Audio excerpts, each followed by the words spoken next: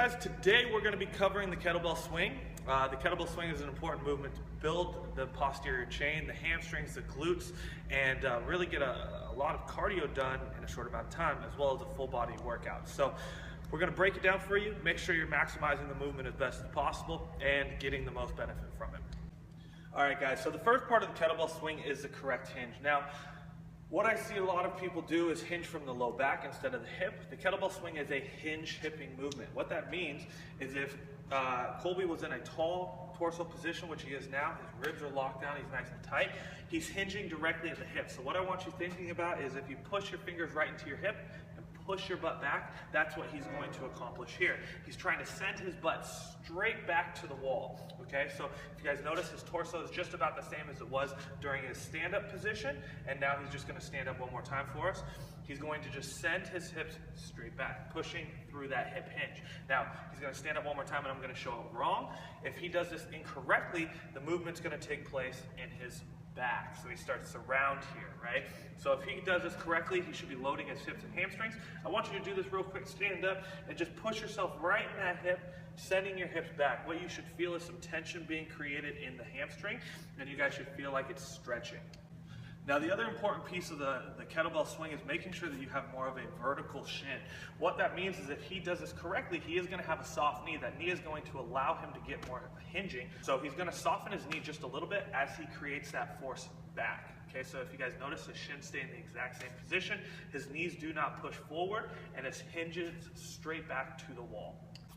Now, the other important piece of the kettlebell swing is making sure that you go to proper hinge position. And what I like to think about to start my kettlebell swing is I'm going into what I call softball position, a baseball position. If you guys have ever seen someone in the outfield waiting for a ball to come towards them and they're just bored, what they look like is their hands are usually on their knees, their hips are pushed back so they're not really creating any load, their elbows are usually locked out, so he's going to lock his elbows out for us, pushing right into his upper thigh, or lower thigh into his knee.